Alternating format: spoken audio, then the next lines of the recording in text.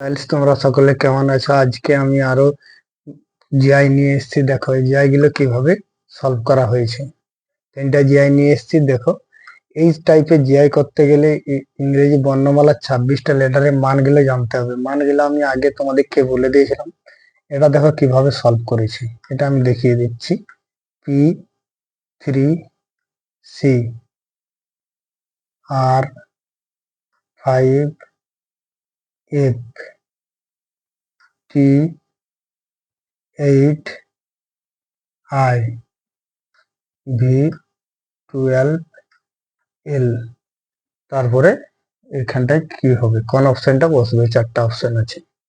দেখো এটা কিভাবে করছে। পি এর মান 16, আর এর মান 18, টি এর মান 20, ভি এর মান 22, 2 করে বেড়ে গেছে, বোঝা যাচ্ছে।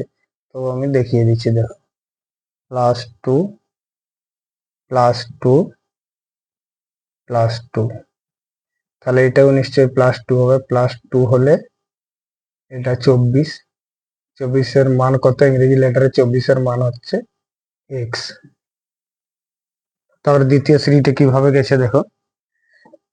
3 থেকে 2 +2 হয়েছে, 5 হয়েছে, 5 থেকে 8 +3, 8 থেকে 12 +4, তাহলে এটা নিশ্চয়ই +5 হবে।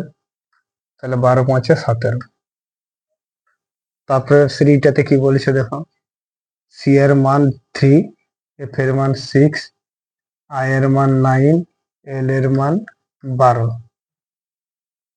এটা +3, এটা +3, এটাও +3, তাহলে নিশ্চয়ই এটাও +3 হবে। +3 হলে 15, 12-র সঙ্গে 3 যোগ করলে 15। 15-র ইংরেজিতে লেটারের মান হচ্ছে ও। তাহলে দেখো অপশনে কোনখানে আছে? X17O, অপশন সি এটার উত্তর। তারপরে যেটাতে কি বলছে দেখো। 12:55 একটি ঘড়ির কাঁটা কত ডিগ্রি কোণ উৎপন্ন করবে? এটা করতে গেলে এটার একটাই সূত্র আছে। সূত্রটা তোমরা সবাই খাতায় লিখে নিবে। সূত্রটা আছে 60 ইন্টু ঘন্টা মাইনাস 11 ইন্টু মিনিট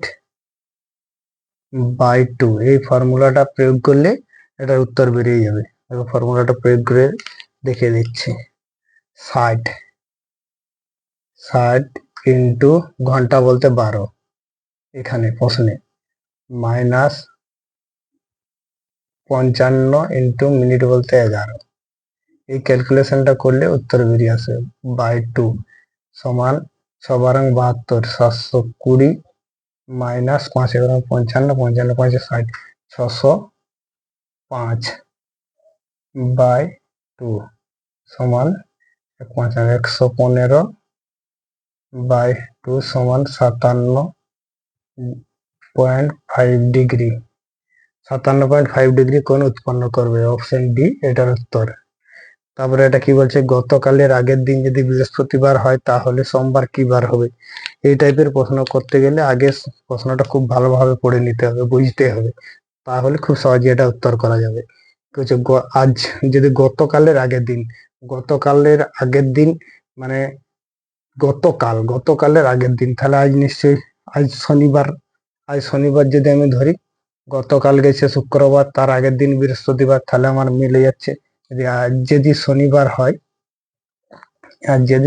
হয়, তাহলে প্রশ্নে কি বলেছে, তাহলে সোমবার কি বার হবে? সোমবার তাহলে কালকের পরের দিন, পরশু, তাহলে আগামী পরশু এটার উত্তর হবে।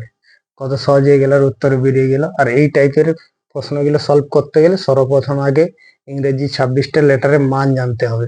মানগুলো আগে করে নিতে হবে, বাড়িতে মুখস্থ করে নিতে হবে। আর মান প্রয়োগ করলে এক্ষুনি এগুলো সলভ করা যাবে। চ্যানেলটি যদি ভালো লেগে থাকে লাইক এবং সাবস্ক্রাইব করে দেবেন।